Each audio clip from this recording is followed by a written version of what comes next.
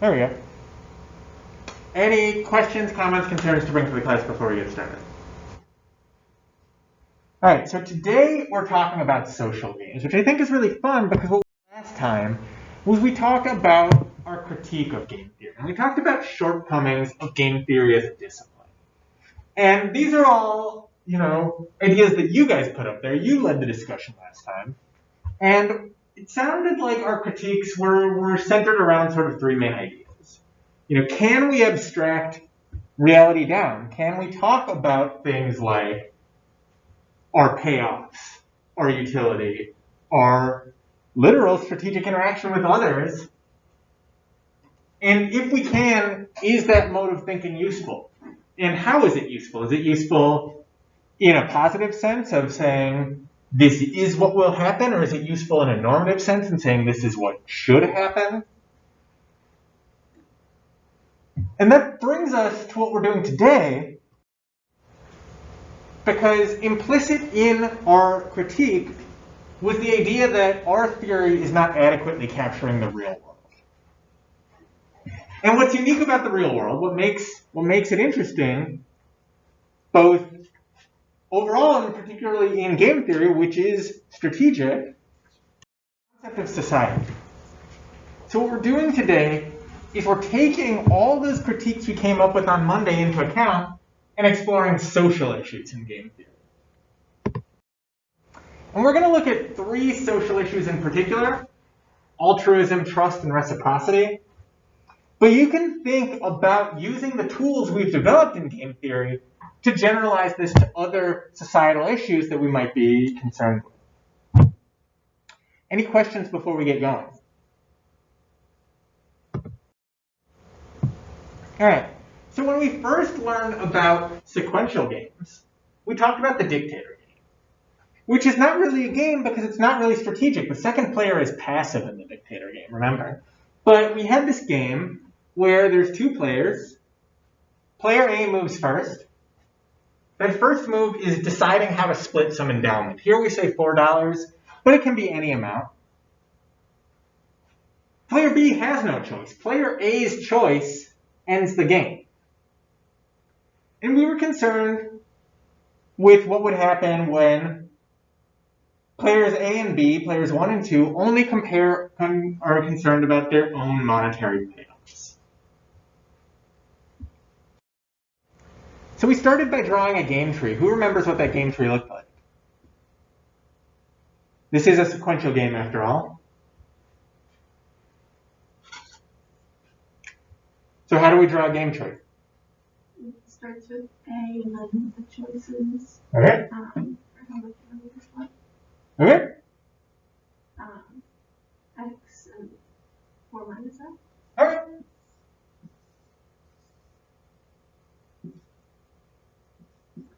Four minus X first, and X second, but it's a degenerate game. It's a passive game. B has no choice, so A's choice ends the game.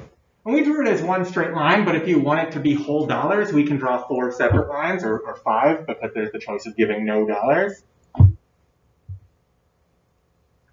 If A only cares about her own payoff, what's the split going to be? 4-0. 4-0. What does this tell us? A doesn't care about how much B gets. If A splits at 4-0, A doesn't care about how much B gets. What else can we learn from this game?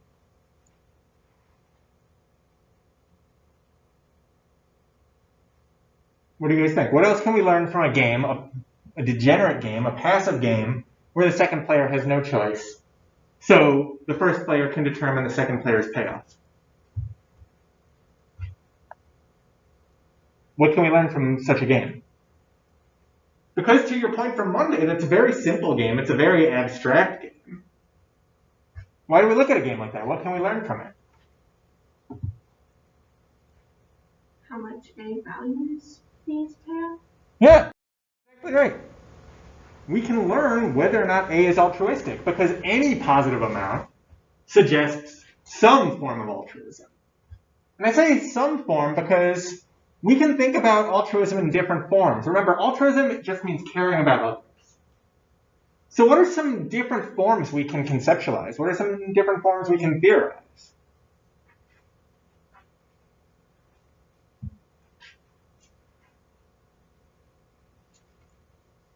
Julia, do you care about anyone that isn't yourself? Yeah. Tell me about it. What are the ways in which you care about them?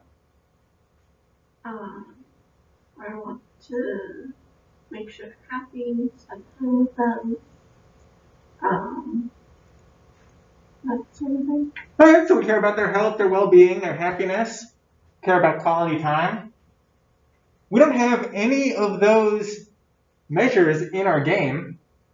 We just have they're getting some amount X, which can be 0 or non-zero. Is there any way to distill down what you just said? Quite profound, right? We care about the health, the well-being, the happiness, the quality time of others. Is there any way we can distill that down into a number?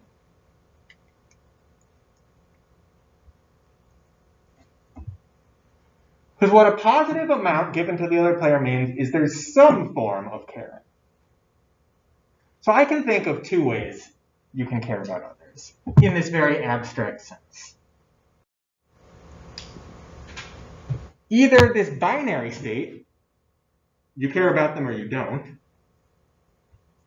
in which case you might give $1, or some functional state. And by functional, I mean mathematical function. Some functional state where how much you give to them influences how altruistic you feel, or vice versa. So we can have a sense where, Julia, say you're playing with, who's your favorite professor? Loftus? Probably. All right? You're playing some game with Loftus. We can have some situation where you care about Loftus, so you give him $1. And in your mind, caring about Loftus isn't differentiable from caring a lot about Loftus, if there's just caring or not caring.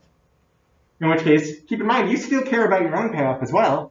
You'll give $1. Or we can have some version of the world where you care about Loftus in a functional sense, in the sense of mathematical function, where giving $2 shows you care more than giving 1. Questions so far?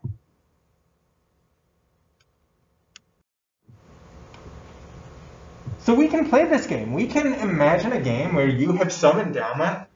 On the board we called it $4, but it can be 5 or 10 or 20. And you're playing with Stephen Loftus. And we can measure how much money you choose to give him in a Dictator game. It doesn't have to be Loftus, it can be anyone, right? So we've played this game.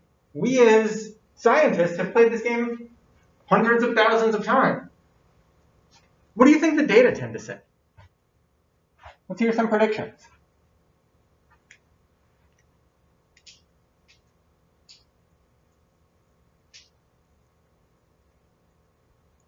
I would think that people would usually split it 2 and 2. Okay. So you think even splits? Maddie, what do you think? What do you think the data are going to tell us?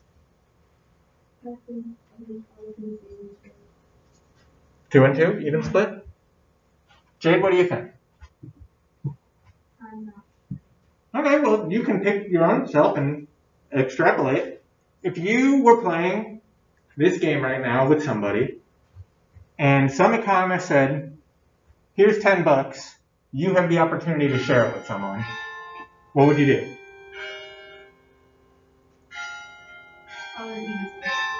You'd do an even split? Okay. Evelyn, what about you? What would you do? So you guys think about what you would do in your own lives. Now let's extrapolate. Do you think what you would do in your own lives if someone gave you $10 and said you have the opportunity to share this? Do you think that mirrors what other people do? Are you saying you didn't hear me? Is that? No, I did. Usually people get influenced to share when you're kind of put in situations that may you may look at like the.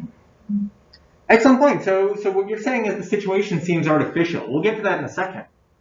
But what the data say is when there are dictator games in an econ lab, people typically share, they typically give non-zero amounts, but that amount isn't usually an even split. It's usually 10 to 30% of your endowment. And here's a good time to point out that most dictator games aren't over $4. They tend to be over 10 in the lab. So 30% of $10 is $3. You have $10, you get to share it with somebody else. Typically, you give about $3.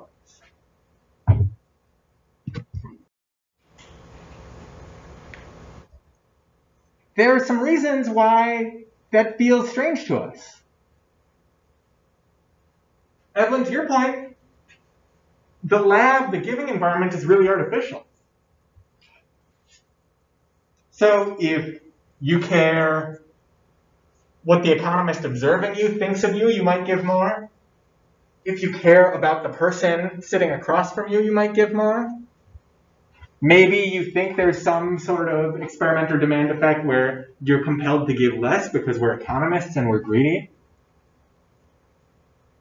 Certainly, everyone in this room right now has the opportunity to behave altruistically. We could go into downtown Lynchburg and give someone on the street $10 right now if we wanted to.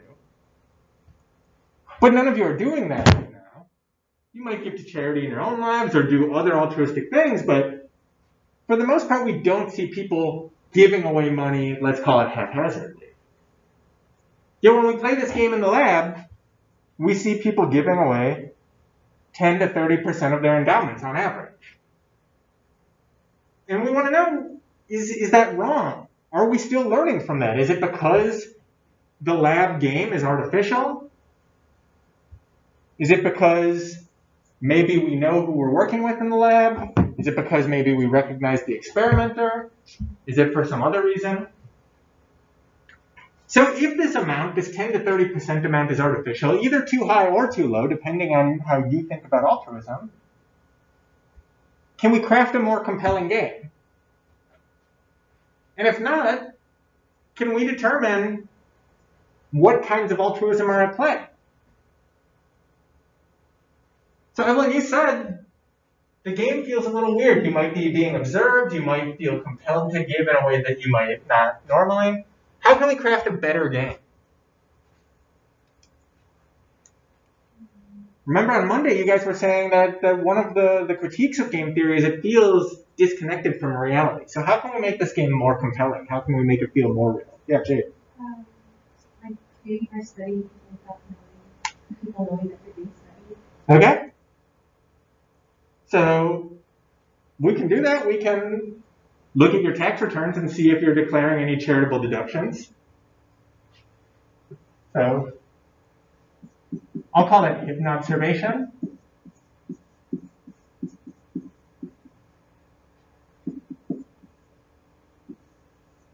So we know that charitable giving makes up about 2% of US GDP.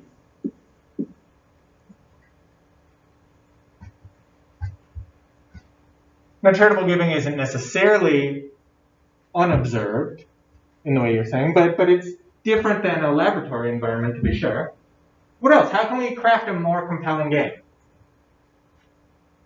We could present the game in different ways. Right. So you could just give one person money and one person not, and see if that person feels compelled to share. You could give it them money and say to split this with the other person, or you could give them money and say to share it with the other person. Okay, so sounds like you're describing three things, and if I misheard you, please correct me, but it sounds like we can, one, present the rules differently. In terms of language, there's a difference between saying sharing, and there's a difference between saying splitting, and there's a difference between saying giving. Also, sounds like you're saying, what if we don't even make those options known? Right? Okay. The presentation of game. Presentation of rules, which is somewhat different.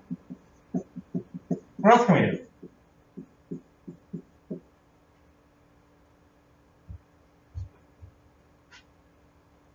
We could use something different than money. Okay. Oreos.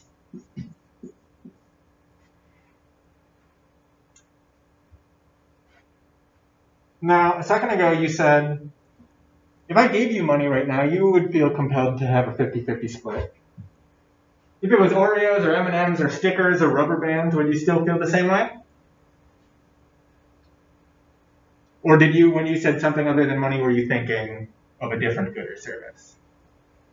I was just thinking anything other than money, just that would change, but it would depend on what the item was and how much I valued it. Okay, so talk to me about that. What does it depend on? Like, and how much do you value it? Is there an item that you can think of that you would split less? Certainly if it's an item you don't care about, splitting it more is kind of trivial. If it's black licorice, let's say, I don't know how you feel about that, but it's right? If it's something you don't care about and you give it away, that's not particularly compelling. But is there an item that you would split less than money?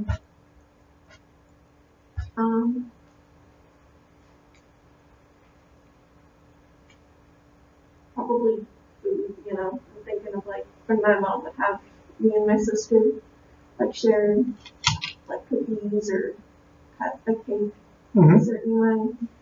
And I would always want a bigger piece. Okay. What else? What are some other ways that we can craft a more compelling game? To help us learn about how altruistic people are.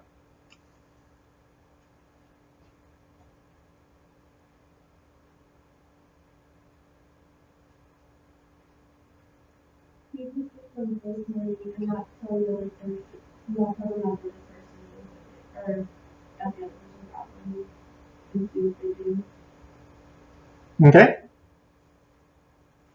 We can change the endowment sets, change the information sets. When you guys take Econ 330, which is the experimental class, you'll learn that experimental economists do not believe in lying to people at all. That's very much a social psych thing. And what an economist would say is it's a quick way to make you lose faith in the lab.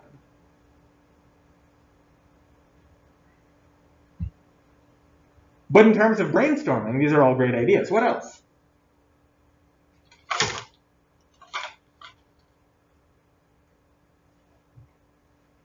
So here's something that economists have done, some other dictator games that they've designed.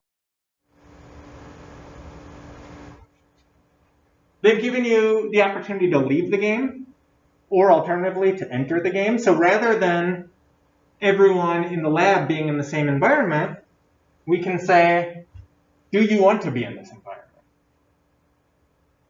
And we can make it costly. We can say, rather than me giving you $4 so you can make this choice, I can give you $3 and the choice will never be presented to you. That's sort of like the cross the street to avoid the beggar argument. We can also subsidize the choice. We can say, rather than you getting $4 that you can walk away from, I'll give you $5 to make sure that you're in the giving environment. And we can see what happens then.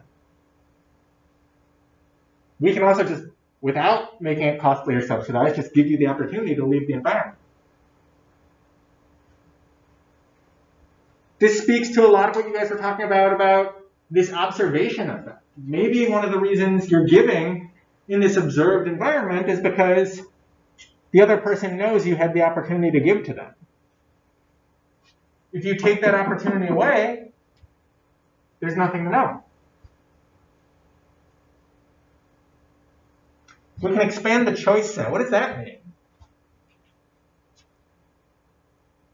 Previously, the choice set was, here's some money, you have the opportunity to give it to someone else. What are some other ways we can think about this choice?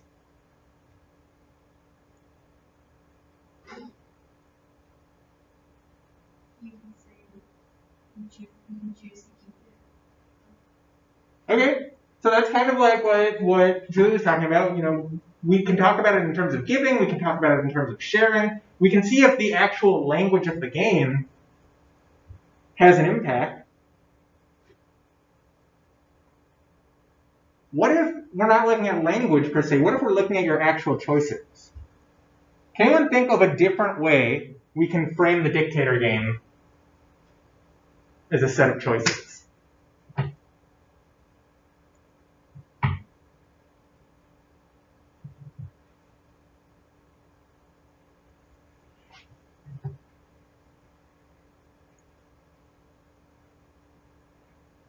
So I'll tell you what John List did.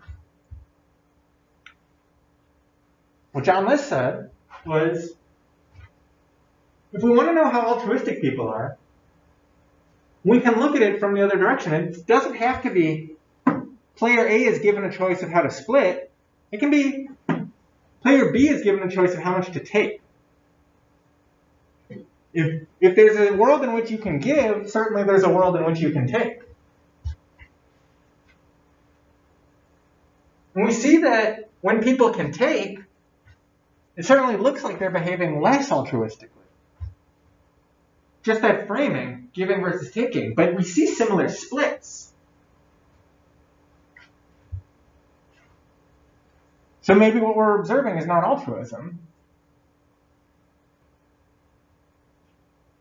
Changing the information set like Betsy Hoffman did, you guys already hinted at that. We can look at, say for instance, whether you're playing with someone you know versus a random other, whether it's a repeated game versus a one-shot, all these things that we've already looked at in game theory. And changing the wealth set.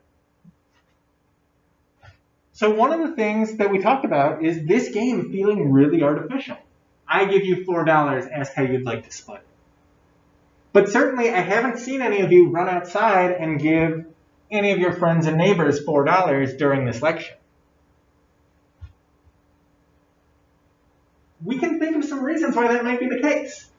One, the $4 in your pocket right now is your hard-earned money, not the house money that some economist just gave you.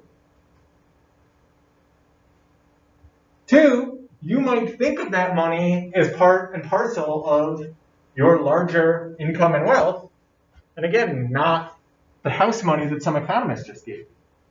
So what if, when we played the dictator game, rather than me giving you some endowment, I made you work for it beforehand? Then what do you think would happen to our observed altruism? It would go down. Yeah, when it's earned money as opposed to endowed money, we see people are much less charitable. Questions so far?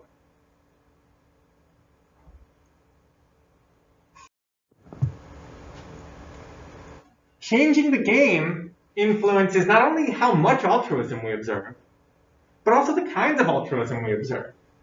Whether it's that feeling good about giving sort of altruism, what an economist might call warm glow, or whether it's what we might call pure altruism, where your idea, your sense of well-being is dependent not just on whether or not you gave, but how much you gave.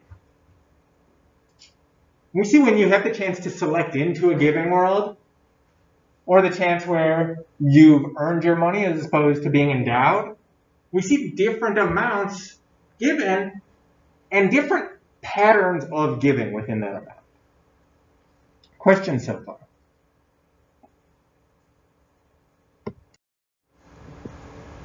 All right, so let's talk about trust. What does trust mean to all of you? You said knowing what someone else is going to do. What does trust mean to you? Knowing what How would you define it? is going to and knowing something can do also be able to have confidence that they're going to support them. Okay. You guys keep talking. I'm just going to kill this wasp real quick.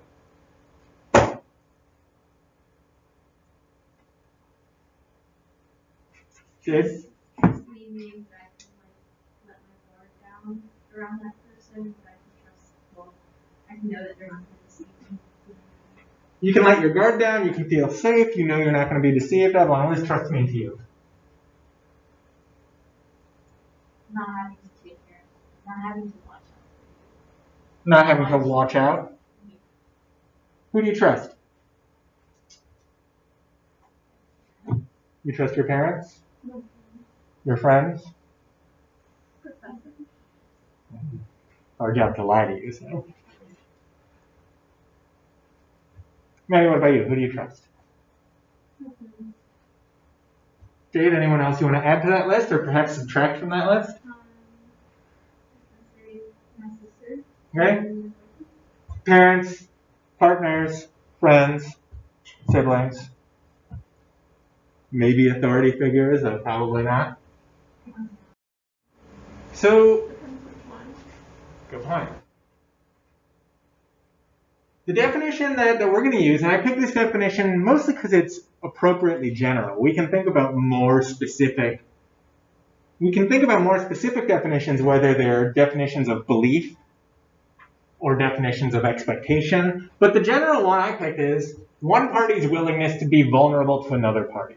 And that vulnerability can be based on the belief that you're concerned, so concerned about your well-being, that they're honest, that they are reliable, that they are competent and capable. Why do we care about trust? And by we, I mean economists. Why do we care about trust in a social science?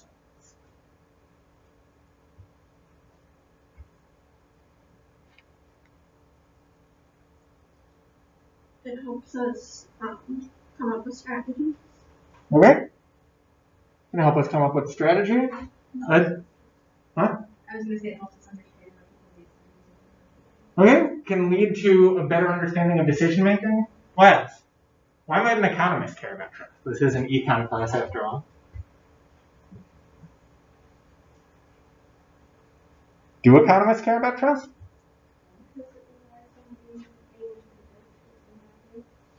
Economists care about trust a great deal.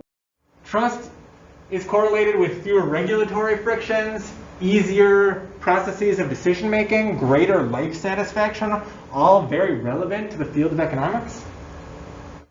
In short, trust facilitates a well-functioning market, and it's our job as economists to study the marketplace. Now, this feels kind of different than what we've been talking about in game theory up to this point, right? Up to this point, we've been very hesitant to trust people. We've been only concerned with our own payoffs. We had situations where the efficient outcome and the equilibrium outcome were to not trust people. But I think we can agree, sort of atheoretically, that trust is a good thing. Julia, you said you trust your friends. When you trust your friends, do you feel good? Mm-hmm. Makes you feel good? Does it make things easier in your life, the fact that you have a group of people you can rely on, that you can be vulnerable with? We can agree that trust is a good thing.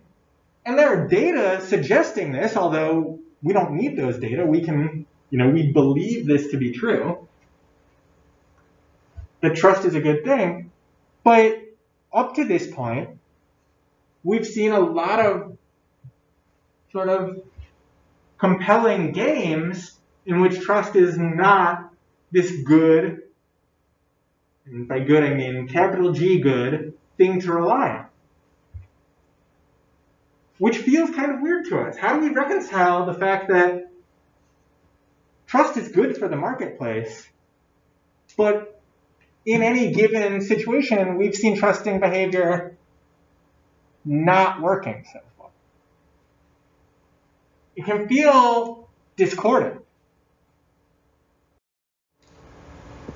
So let's see if we can look at that in a game theoretical sense.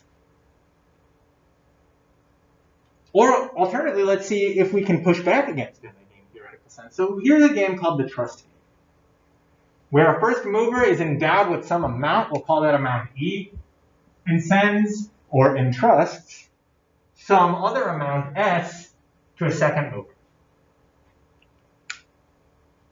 Upon sending that amount, we're going to multiply it by 3. So player 1 sends S, player 2 receives 3S. Player 2 is now given the opportunity to return any amount up to 3S up to player 1. So the payoffs are as follows.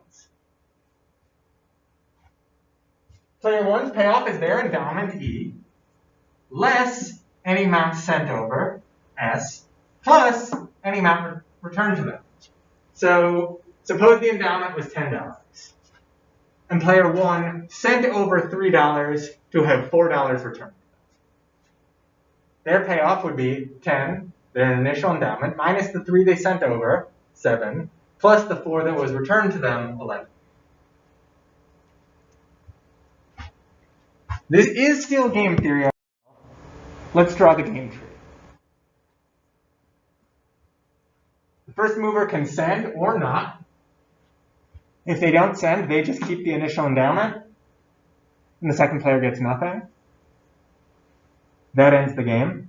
If they do send, the second mover can return some amount or not. If the second mover chooses to return the amount, their payoff is the one we just described. Player 1 gets endowment, less the amount sent, plus the amount returned.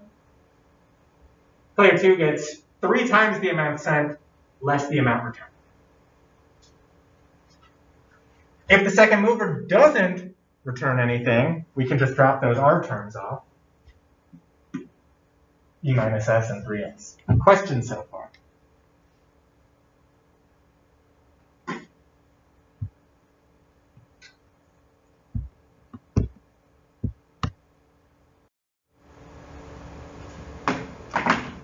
So if we were using this from our standard game theoretic perspective, our backwards induction, the second mover would never return anything, and the first mover would never send anything.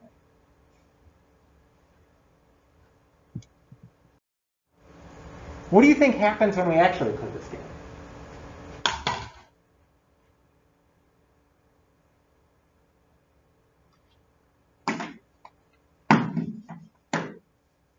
People send the money. Okay. You think people send the money? How much money do you think they send? I think it would be best to send all 10 and then send 15 back, and then you both get 15. All right. What about the rest of you? What do you think happens?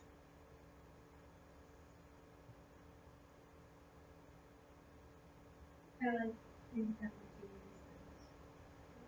twice more than 5 or 6. So what happens when you're in the second player's shoes? Suppose you got all 10 sent to you. It gets tripled.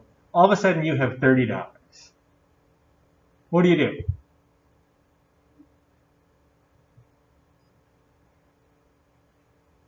I'll probably get some back because all of it got sent to me initially, and I feel like I owe something to the other person. You feel like you owed something. Sit on that for a second. So we've got a couple of different choices here, right? You could give nothing. You could give some amount.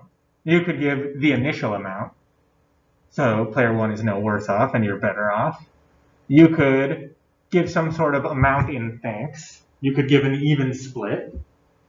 It's easy to envision a lot of different things, and certainly a lot of different things that aren't necessarily untrustworthy. What we see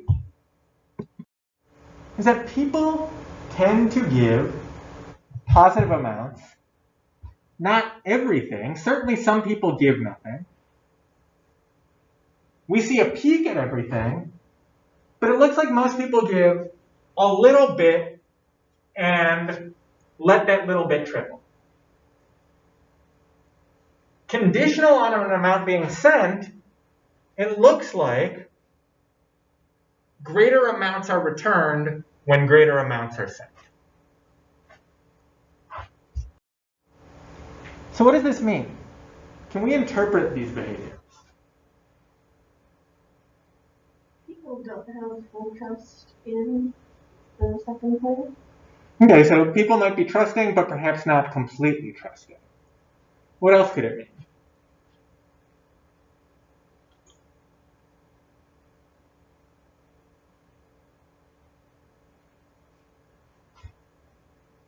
All we know is some money gets sent and some money gets returned. Trust is this big esoteric and abstract concept. Did we observe trust?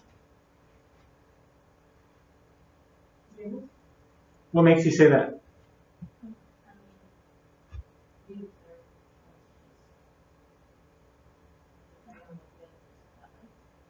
So if it's depending on what the other person does, is it trust?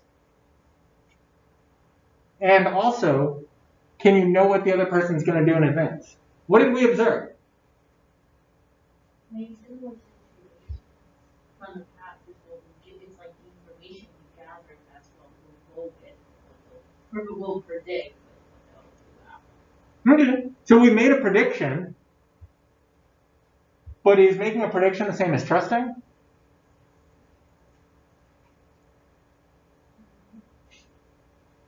It can change. You guys get to tell me, right?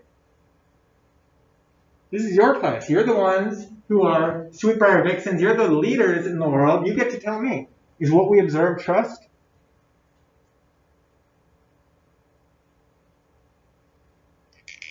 Let's put it differently. Can you describe what we observed as a way that doesn't involve trust?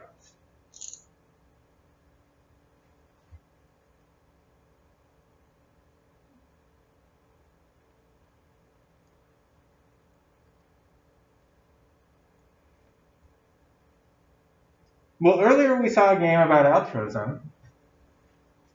If I have some amount of money, and in giving you some it gets tripled, can I send you money without trusting you?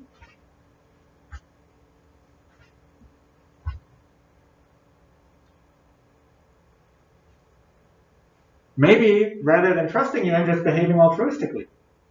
Maybe I just care about your payoff, without any concern as to what you do with it. Right? So maybe we're observing trust, but maybe we're observing altruism. Maybe we're observing efficiency. Arguably, it's good if we take some amount of money and that money gets tripled, regardless of who has it. Maybe rather than trusting you, I just want there to be more money. I want there to be a bigger pot of money.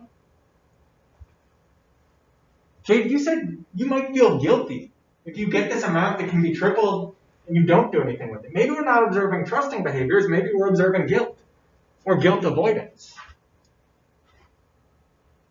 Evelyn, to your point, maybe we're observing reciprocity, which is distinct from trust. Maybe we're observing the feeling that I should do good things for you because I think you'll do good things for me. That's not trust, that's reciprocity. These are distinct. We can think of a lot of different things we might be observing that aren't necessarily trust, which is exactly what you guys were critiquing on Monday. We draw conclusions from these games, but it's not evident that that's exactly what we're observing. Because all we're modeling is choices and numbers on a whiteboard. Yeah, question.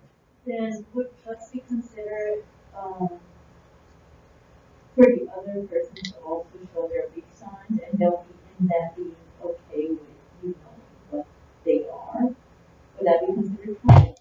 Well, what do you consider trust? I would consider trust if I can show my true colors to that one person, I expect the same. Okay. Honestly. So, if suppose you and I were playing this game, you had $10, you had the chance to send me some amount of money, and that amount of money would be tripled. And I said to you, I'm not sending you any money back. That's honest. You could trust that I would not send any money back. Would you call that trust? Was it an agreement? Hmm? Was it an agreement to send for the other person to send you something back? There's no agreement here, there's just opportunity. We have a game. Because there goes with reason, so why not? Mm-hmm. So to you, trust has honesty, you need commitment, you need belief, but that belief needs to be justified in some way, it sounds like you're saying. I mean, like, trust is the same as being truthful and also the truth. What else could this mean? if you see people engaging in what looks like trusting behaviors in this game.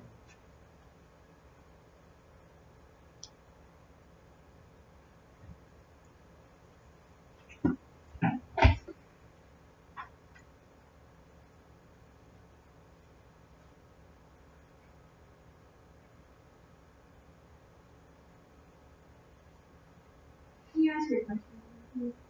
So we asked if what we observed was trust, and we just posited a bunch of things that it could be that aren't trust. Altruism, a preference for efficiency, guilt or guilt avoidance, reciprocal behaviors. What else can it mean?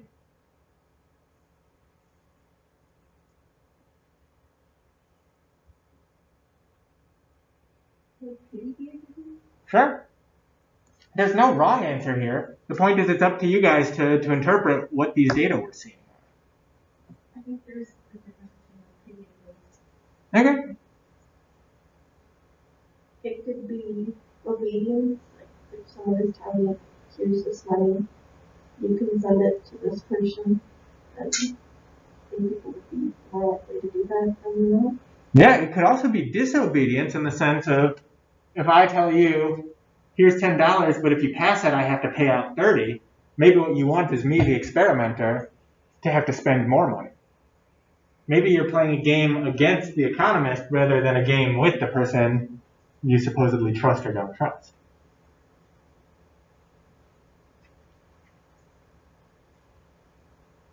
The point is, we have these really abstract games, but it's up to us to interpret what they mean, and they can mean a bunch of different things.